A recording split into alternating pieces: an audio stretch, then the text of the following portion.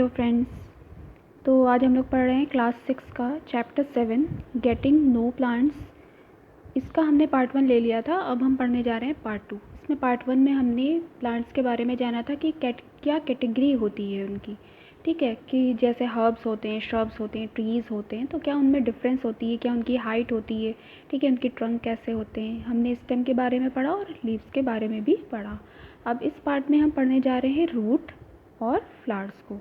ठीक है, तो इसको पढ़ते हैं रूट के बारे में। यहाँ पे ये जो पहेली और बूझो हैं, ये यहाँ पे पिक्चर दिखा रहे हैं कि ये प्लांट को पानी दे रहे हैं। ठीक है, उसको दे रहे हैं। तो जो बूझो है वो यहाँ पे लीव्स में पानी दे रहा है, और जो पहेली है वो ये पॉट के अंदर दे रही है। ठीक है, तो ये पूछा है इसमें से कौन सही है। तो इसमें हमारी जो बूझो है वो एकदम सही प्रॉपर वे में पानी दे रही है, क्योंकि हमें जो वाटर चाहिए होता है वो हमारी रूट्स को चाहिए होता है। रूट्स वाटर को लेता है, एब्जॉर्ब करता है, और फिर वो पूरे प्लांट्स में ट्रांसफ़र करता है। और ये जो इसका मेथड है देने का, ये रॉन्ग है, क्योंकि ये सिर्फ लीव्स में बाहर दे रहा है, पॉट के बाहर ही सारा पानी गिरा जा रहा है। तो ये मेथड हमारा सही होता है और ये गलत हो जाता है। ठीक है, अब हम समझेंगे रूट्स के बारे में, हमें जानना है पूरे में, और इसको हम समझेंगे एक्टिविटीज़ के थ्रू। ठीक है, तो हमें क्या करना है, 2 पॉट्स ले लेना है, और क्या ले लेना है, खुरपी ले लेना है। ठीक है, तो ये यहाँ पे दिखा रहे हैं इस तरह के 2 पॉट हैं। ठीक है, और उसमें हमें क्या करना है कि यहाँ पे सीज़र और वाटर, ये सारी चीज़ें हमें ले लेना है, और स्टूडेंट्स का जो ग्रुप बना लेना है, 4 से 5 स्टूडेंट का ग्रुप बना लेना है, और हमें एक ही तरह के 2 प्लांट्स को डिग करना है। ठीक है, उसको बोना है और उसके रूट्स को ऑब्जर्व करना है। और उसमें भी हमें क्या करना है कि 2 पॉट्स में डिवाइड कर देना है। ए में क्या करेंगे, हम एक ही सेम प्लांट हम लगा रहे हैं, ठीक है, लेकिन इसको विद रूट के साथ लगाते हैं। और दूसरे में हमें क्या कर देना है, इसकी रूट को सीज़र के थ्रू कट कर देना है। उसके बाद इसको लगाना है, और फिर देखना है हम क्या करेंगे, दोनों में पानी देते रहेंगे, और तब फिर हम देखेंगे कि क्या इफ़ेक्ट इसमें आता है। ठीक है, तो आप लोग याद रखिएगा कि इसमें रूट्स हैं और इसमें रूट नहीं है। तो इससे क्या होता है, क्या ये प्लांट डेवलप कर पाएगा, आगे इसकी ग्रोथ होगी या नहीं, और इस प्लांट पे क्या इफ़ेक्ट होगा। तो यहाँ पे ऑब्वियस सी बात है कि जिसमें जो हमारा प्लांट है, जो ए है, जिसमें रूट्स हैं, वो आगे सर्वाइव करेगा, ग्रोथ उसमें होगी। लेकिन जो हमारा प्लांट बी था, जिसमें कि रूट्स ही नहीं है, तो वो आगे ग्रोथ नहीं करेगा, क्योंकि मेन वाटर जो एब्जॉर्ब करती हैं वो कौन करती है, रूट्स करती हैं। और जब रूट्स ही नहीं है तो प्लांट आगे सर्वाइव नहीं कर पाएगा। ठीक है, यानी कि हमें पता चला कि प्लांट के सर्वाइवल, उसकी ग्रोथ के लिए प्रॉपरली रूट्स का होना ज़रूरी है। अगर रूट्स नहीं है तो प्लांट ग्रो नहीं कर पाएगा। ठीक है, अब हम यहाँ पे एक्टिविटी 7 में देखते हैं। यहाँ पे हमें 2 कटोरी लेना है और कॉटन लेना है, और एक में हमें सीड्स ले लेना है ग्राम के, यानी कि चने के, और दूसरे में हमें मेज़ मक्के के सीड्स को ले लेना है। और उस कटोरी में क्या करना है, हमें डालकर दोनों के सीड्स और कॉटन से उसको ढक के और उसे गीला कर दें। मतलब थोड़े थोड़े दिन में हमें क्या करना है, उसको गीला करता रहना है, ताकि नमी बनी रहे, क्योंकि जब वाटर होगा तभी तो वो आगे ग्रोथ होगी उसमें। तो हम देखेंगे कि धीरे धीरे उनमें इस तरह की आउट ग्रोथ्स निकल के आती हैं। आप लोग ये करके देखिएगा तो इससे आपको समझ में आएगा। ठीक है, इसको स्प्राउट कहते हैं। ठीक है, ये ऐसे आउट ग्रोथ इसमें दोनों में निकल के आ जाएगी धीरे धीरे। फिर हम क्या कर सकते हैं, इसको और अच्छे से समझने के लिए हम क्या कर सकते हैं कि इसको हम ज़मीन में ग्रो कर सकते हैं। ये जब हमारी रूट्स निकल आएंगी तो इसको अगर हम पॉट लेके उसमें बो देते हैं तो भी हमें काफ़ी कुछ इससे समझ में आएगा कि क्या हो रहा है। तो आप लोग ये एक्टिविटी करके देखिए। ठीक है, पहले कॉटन लेके और 2 तरह के अलग अलग सीड्स लेकर उनको भिगोते रहिए। जब आप इसको भिगो देंगे तो क्या होगा, धीरे धीरे ये 2-3 दिन के अंदर आपके जो रूट्स होंगी इसमें से निकल आएंगे स्प्राउट्स। और फिर आप उसको अलग से सेपरेटली पॉट्स लीजिए और उसको क्या करिए, उसके आप प्रॉपरली उसके रूट्स देखिए। देखिए ये हमारे मक्का है, यानी कि मेज़ की रूट्स हैं, जो इस तरह से दिख रही हैं कि एक ये इधर आ रही है, एक ये इधर आ रही है। और जो हमारा ग्राम यानी कि चना है, उसकी रूट्स आप देख रहे हैं कि एक ये ऐसे आके ये डिवाइड हो रही है। ठीक है, तो ये जो रूट्स होती हैं असल में उसके बहुत से टाइप्स होते हैं, उनको बताने के लिए आपको ये बताया जा रहा है। ठीक है, तो आपको ये करना है कि इसको बो के देखना है कि एक्चुअल में क्या होता है और इसके रूट्स बढ़ के कैसे आगे होती हैं। अब अगर हम बात करें, यहाँ पे बताया जा रहा है कि एक्टिविटी 9 में ये बताया गया है कि कोई भी ग्राउंड में चले जाते हैं, या अपने घर के आसपास अगर हमारे पास या हमारे घर में गार्डन हो, तो उसमें क्या करना है कि हमें जो प्लांट्स हैं छोटे छोटे से निकल आते हैं। जो मेरे मेन प्लांट्स होते हैं उनके बराबर में साइड में ऐसी घास निकल आती, वाइल्ड प्लांट्स निकल आते हैं। तो अगर आप उनको प्रॉपरली धीरे से निकालें, बारिश का मौसम है तो इस टाइम पे आराम से वो निकल भी आएंगे क्योंकि मिट्टी गीली होती है। तो आप उनकी रूट्स को निकालें और आइडेंटिफाई करें कि ये किस तरह की, इसमें क्या एक ही तरह की रूट्स होती हैं या अलग अलग तरह की रूट्स होती हैं। ठीक है, अगर एग्जाम्पल यहाँ पे लें तो आप लोग के जो कोर्स है उसमें सिलेबस के अकॉर्डिंग आपकी 2 टाइप्स की रूट्स बताई गई हैं यहाँ पे। एक होती है टैप रूट और दूसरी होती है फाइब्रस रूट। सिंपल है, जैसे कि इसका नाम है, ये टेपर्ड होती है। ठीक है, इसमें एक मेन रूट होती है ऐसे, और उसके बाद इसकी ये सेकेंडरी रूट्स ऐसे ऐसे इसमें निकलती जाती हैं। सेकेंडरी फिर टर्शरी में चेंज होती चली जाती है। तो मेन जो रूट होती है वो इसमें मेन बीच में होती है, तो इसीलिए इसको नाम दिया जाता है टैप रूट। और फाइब्रस रूट की क्वालिटी है कि वो ऐसे ऐसे पूरे में फैली हुई होती है, जैसे इसमें दिखा रहे हैं, तो ये पूरे में फैली हुई होती है। अच्छा, अब ये जो प्लांट्स दिखा रहे हैं इनको ध्यान से देखिएगा क्योंकि इसमें से आगे आपके जो लीफ का वेनेशन होता है और जो रूट्स का पैटर्न होता है वो एक दूसरे को मैच करता है। ठीक है, ये आपको आगे पढ़ाया जा रहा है। तो देखिए यहाँ पे ये कह रहे हैं कि टैप रूट्स हैं या लेटरल रूट्स हैं और फाइब्रस रूट हैं, 2 तरह की रूट्स हो गई। अब ये बताया जा रहा है कि जो टैप रूट होती है, ठीक है, जो आपको यहाँ पे दिखाई गई है टैप रूट है, और जो लीव्स का वेनेशन होता है, ठीक है, वो 2 तरह का। एक तो आपका होता है रेटिकुलेट वेनेशन और दूसरा होता है आपका पैरेलल वेनेशन। पैरेलल वेनेशन देखना बहुत आसान है, जैसे कि आपको ये दिख रहा है, इसमें बस लीव होगी, लीव्स जो भी हमारी होती हैं उसमें सीधी सीधी ऐसे लाइनें जाती हैं। ठीक है, इस तरह से। तो इस तरह के वेनेशन को हम कहते हैं पैरेलल। ठीक है, जो कि इसमें हमारे ग्रास में ये देखने को मिलेगी। तो जब ये पैरेलल वेनेशन होगा तो उसकी रूट हमेशा फाइब्रस होगी। ठीक है, और यहाँ पे पैरेलल वेनेशन नहीं है, हमारी लीव है। लीव में इस तरह से एक बीच में ये जाती है, फिर ये ऐसे फर्दर ये होती है, ऐसे से होती है। तो इस तरह के वेनेशन को हम क्या कहते हैं, रेटिकुलेट वेनेशन कहते हैं। तो जब भी रेटिकुलेट वेनेशन होगा तब हमेशा टैप रूट इसकी होगी। यानी कि हमें एक बार तो हम पहले क्या करेंगे, जाएंगे और ग्राउंड से निकाल के देखेंगे कि किसकी टैप रूट है, किसकी फाइब्रस रूट है। उसके बाद हम उसकी पत्तियों पे ध्यान देंगे कि जिसकी हम फाइब्रस रूट देखेंगे उसका वेनेशन हमेशा कैसा होगा, पैरेलल होगा, और जिसकी टैप रूट होगी उसका हमेशा रेटिकुलेट वेनेशन होगा। आपको ये क्या करना है, इसको खुद से करके देखना है और इसको चेक करना है कि ये सही है कि नहीं है। तो हमेशा समझ लीजिए, हमें ज़रूरत भी नहीं पड़ेगी कि अगर हम लीव से आइडेंटिफाई करने लगते हैं। यहाँ पे मुझे यही बात कह रहे हैं कि ये बहुत ही ब्रिलियंट आइडिया है कि अगर हम पहले से ही जानते हैं कि जो वेनेशन के अकॉर्डिंग अगर हम आइडेंटिफाई कर सकते हैं कि अगर पैरेलल है तो ऑब्वियस सी बात है कि इसमें फाइब्रस रूट होगी, और रेटिकुलेट वेनेशन है तो वो टैप रूट होगी। तो हमें पेड़ को बाहर निकालने की ज़रूरत भी नहीं है, हम लीव्स को, वेनेशन को देख के ही समझ जाएंगे कि ये इसमें किस तरह की रूट्स होंगी। ठीक है, तो ये बहुत ही इंटरेस्टिंग वे था समझने का कि इसमें कौन सी किस तरह की रूट्स हैं। तो आप ये कर सकते हैं कि कोई भी आप प्लांट्स लें, उसकी रूट्स को लिखें यहाँ पर, कि प्लांट का नेम लिखें, उसके बाद उनके वेनेशंस और उनकी रूट्स भी बताएं कि टैप रूट है कि फाइब्रस रूट है।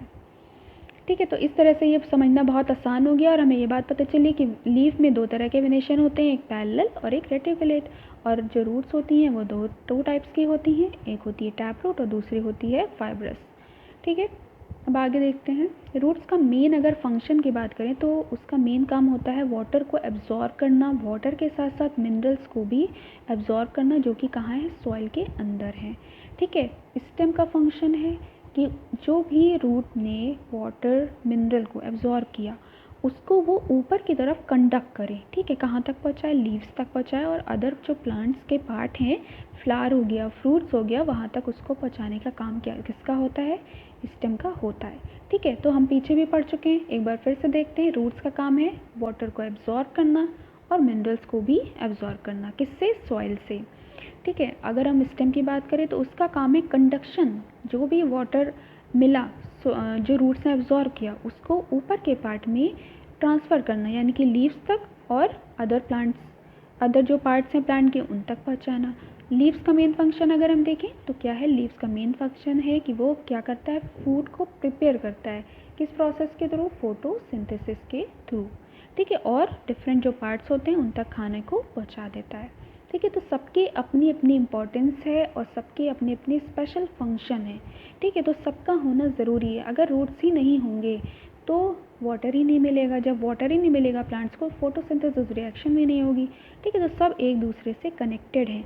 ठीक है, फोटोसिंथेसिस के रिएक्शन के लिए वाटर का होना ज़रूरी है, इसलिए रूट्स बहुत ही इंपॉर्टेंट हैं। अगर रूट्स नहीं है तो आगे का कोई भी काम नहीं हो सकता है। ठीक है, वैसे सबका अपना अपना रोल है, स्टेम का भी अपना रोल है, फ्लावर्स का भी अपना रोल है, सबका अपना अलग अलग स्पेशल फंक्शन है। ठीक है, अब हम बात करेंगे यहाँ पे कि जो फूड है, अब फूड क्या होता है कि स्टोर कर लेते हैं, जो प्लांट्स होते हैं वो एक फॉर्म में स्टोर कर लेते हैं। ठीक है, कब स्टेम के थ्रू और किसी भी पार्ट्स में जो प्लांट होता है उसमें वो स्टोर कर लेते हैं। अगर हम एग्जांपल देखें तो यहाँ पे बात की जा रही है कैरेट की, ठीक है, गाजर की, मूली की। ठीक है, we eat some of these as roots, और जिनको हम किस तरह से खा लेते हैं, हम रूट्स को भी, कुछ रूट्स को भी खाते हैं, कुछ हम फ्रूट्स को भी खाते हैं। ठीक है, तो यहाँ कुछ फ्लावर्स को भी हम खाते हैं। ठीक है, हमने पहले भी पढ़ा था कि कद्दू का जो कद्दू होता है उसके जो फ्लावर्स होते हैं वो भी खाए जाते हैं, कद्दू का फ्रूट भी खाया जाता है। ठीक है, उसी तरह से रूट्स भी हम कुछ खाते हैं, जैसे कि गाजर, मूली, ये स्वीट पोटैटो है।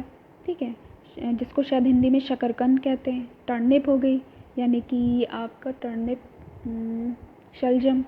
ठीक है, टैपियोका, ये सब क्या है, रूट्स हैं, जड़ें हैं जो कि हम खाते हैं, यानी कि एडिबल हैं। सारी जड़ें हम नहीं खा सकते, कुछ एडिबल होते हैं, कुछ नॉन एडिबल होते हैं। ठीक है, we also eat many other parts of the plant where food is stored. ठीक है, जहाँ जहाँ फूड स्टोर्ड होता है वहाँ वहाँ हम उस चीज़ों को हम खाने में ले लेते हैं। ठीक है, तो मतलब यहाँ पे कहा जा रहा है कि अगर हम समझें तो जो हमारा स्टेम होता है वो एक टू वे ट्रैफिक की तरह है कि वो उसको इधर उधर ट्रांसफ़र करता है। बीच में स्टेम है, नीचे रूट्स की तरफ भी वो खाना पहुँचा रहा है, और ऊपर की तरफ वो क्या, रूट से जो वाटर और मिनरल्स लेता है वो लीव्स तक पहुँचाता है।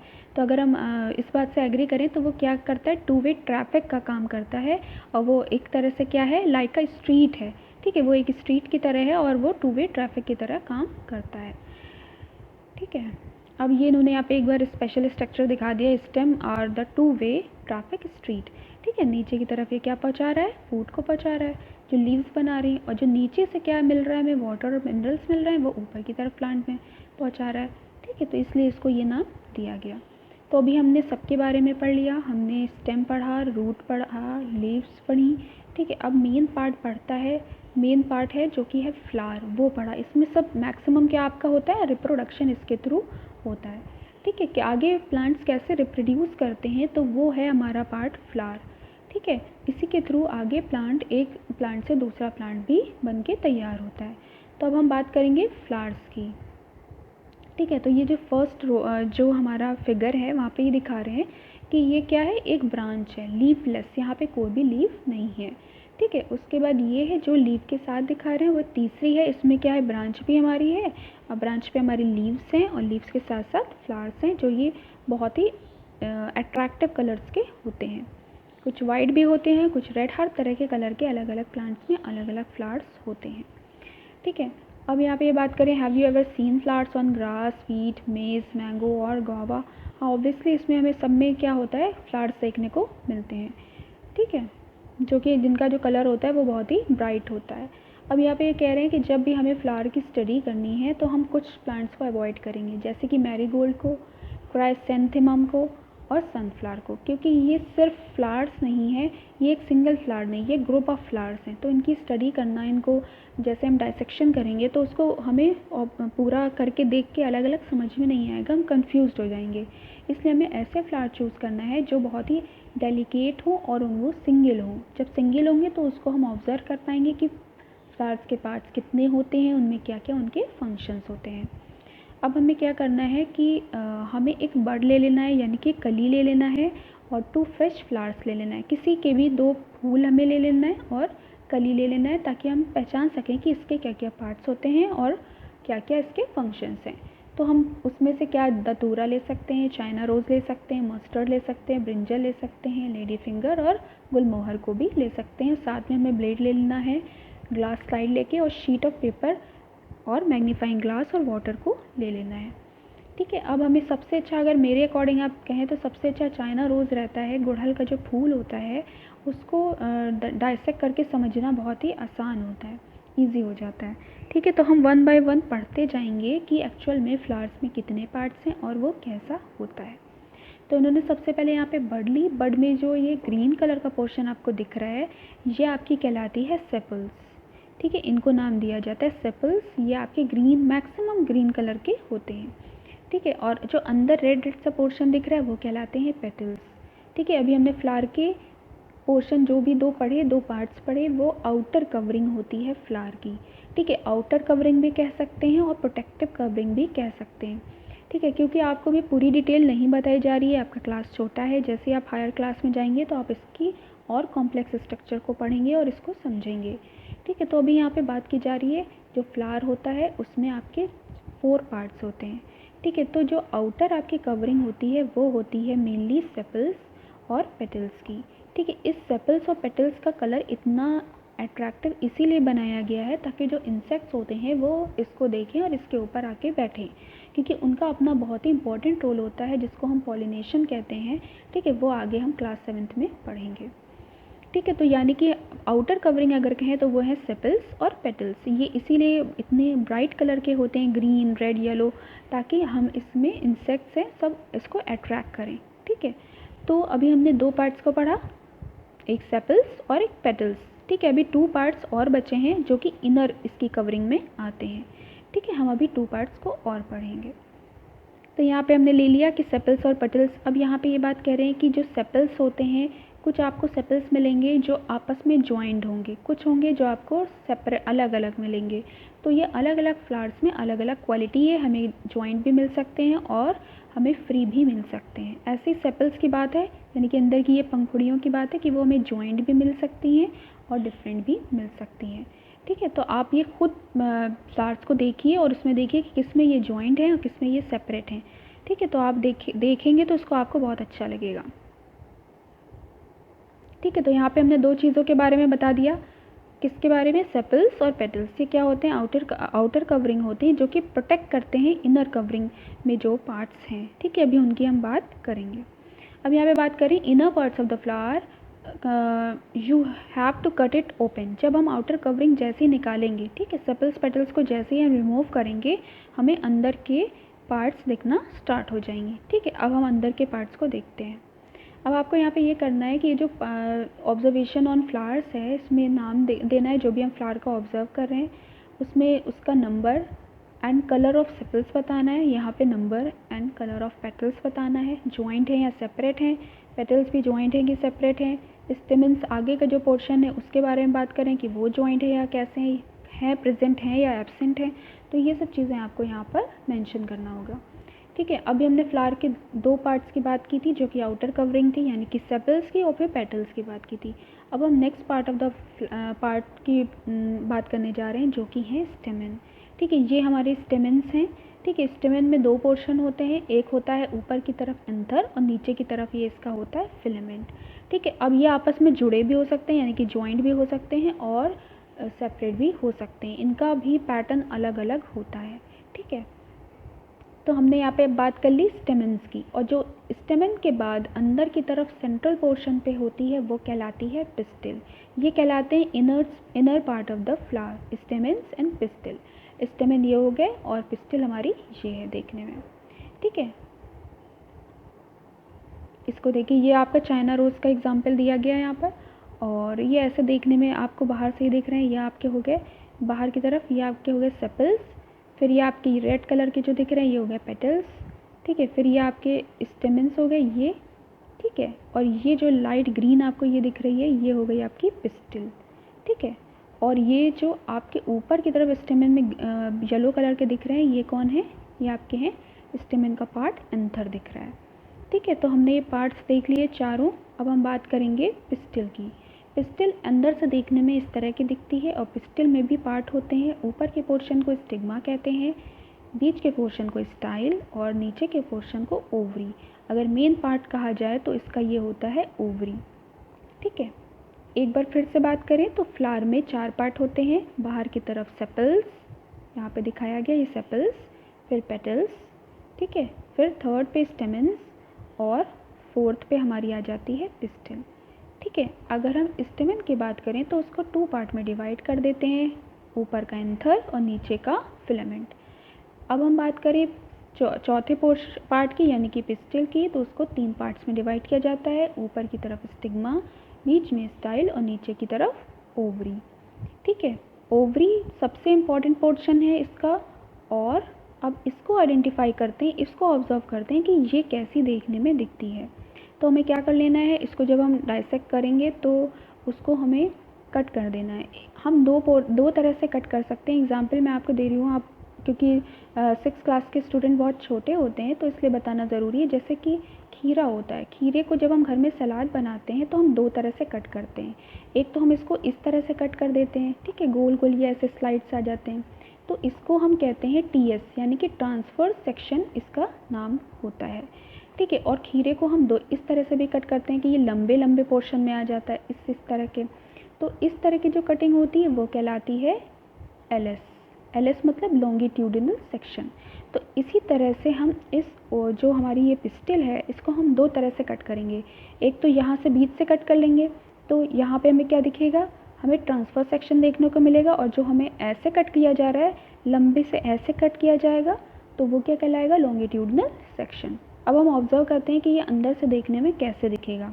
तो देखिए, जब ओवरी को ऐसे लंबी LS इसका किया गया, लॉन्गिट्यूडिनल सेक्शन किया गया, तो हमें अंदर देखने में मिला कि ओवरी के अंदर क्या है, ओव्यूल्स हैं। ठीक है, ओवरी के अंदर हमें क्या देखने को मिला, ओव्यूल्स। और अगर हम TS उसकी करते हैं तो भी हमें इस तरह से देखने को मिला, ये भी यहाँ पे क्या है, ओव्यूल्स हैं।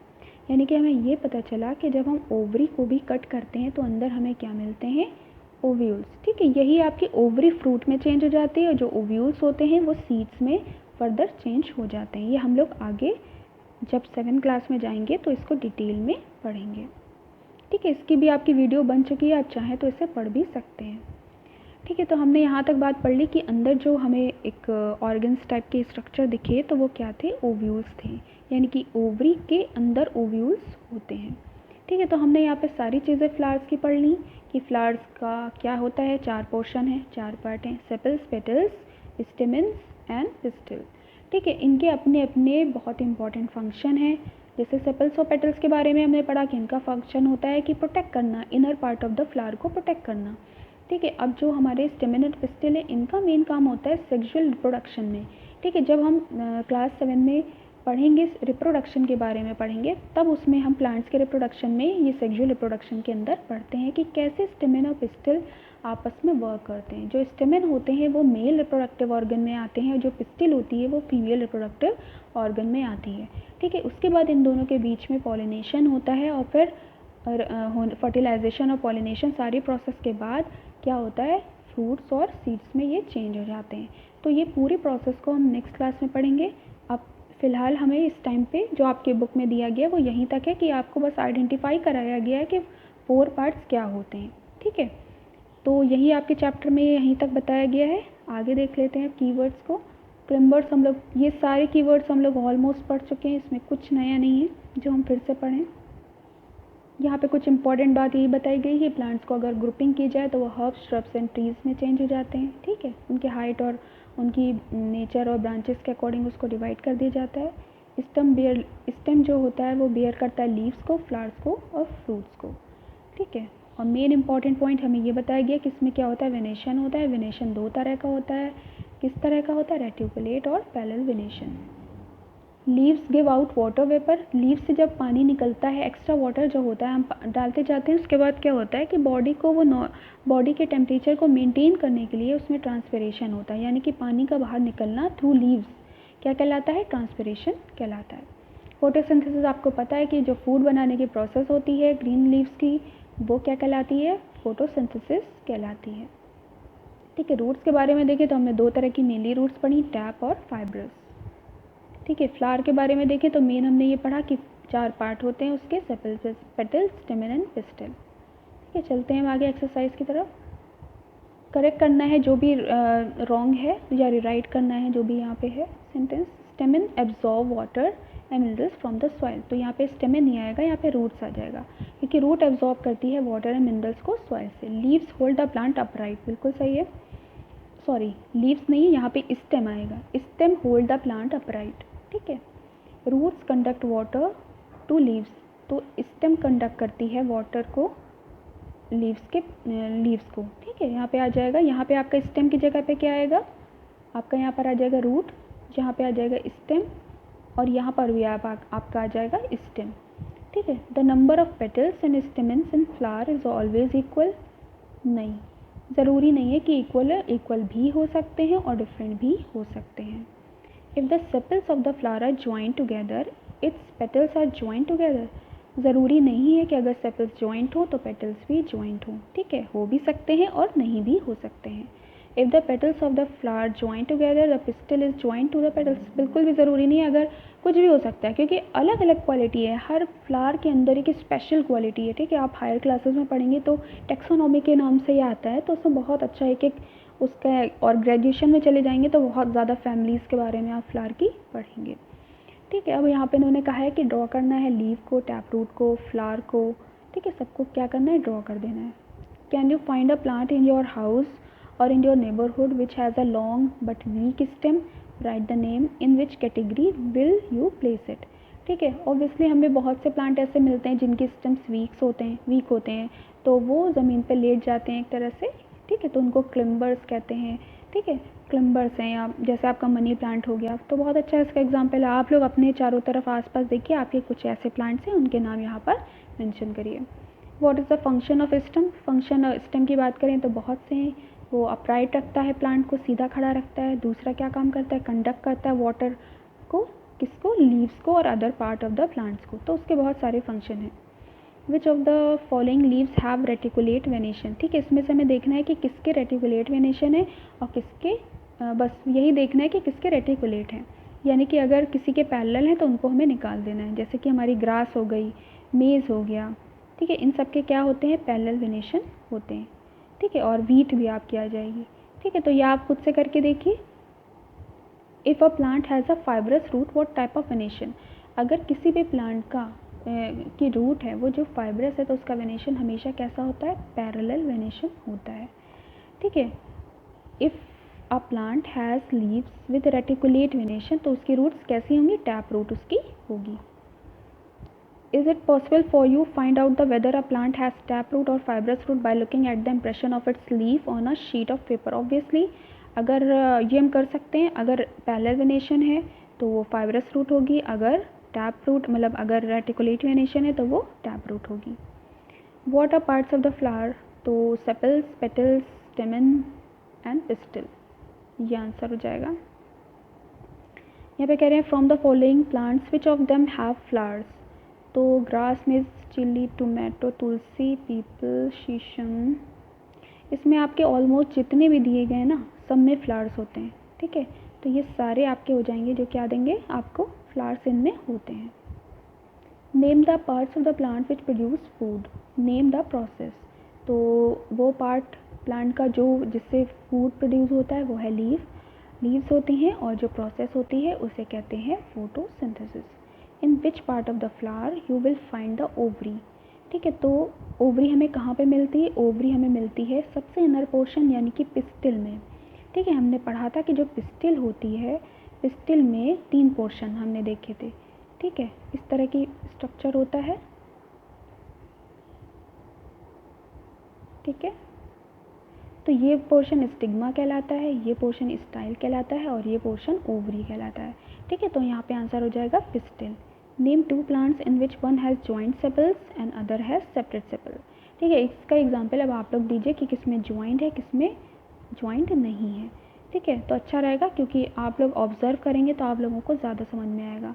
और अगर आपके घर के आसपास इस तरह की चीज़ें नहीं है, आपके घर में गार्डन नहीं है या आपके जो नेबर्स हैं उनके यहाँ गार्डन नहीं है, तो आप नर्सरी जा सकते हैं और वहाँ ऑब्ज़र्व कर सकते हैं कि किनके सेपल्स जॉइंट है, किनके सेपल्स जॉइंट नहीं है, फिर उनके प्लांट्स के नाम लेके यहाँ पे मेंशन कर सकते हैं, क्योंकि आप जितना देखेंगे आपको उतना अच्छा समझ में आएगा, ठीक है। वरना तो बहुत आसान है इसको आंसर देना। ओके, आपका चैप्टर यहीं पे ख़त्म होता है। ओके, नेक्स्ट चैप्टर के साथ नेक्स्ट टाइम पे मिलते हैं। Bye bye.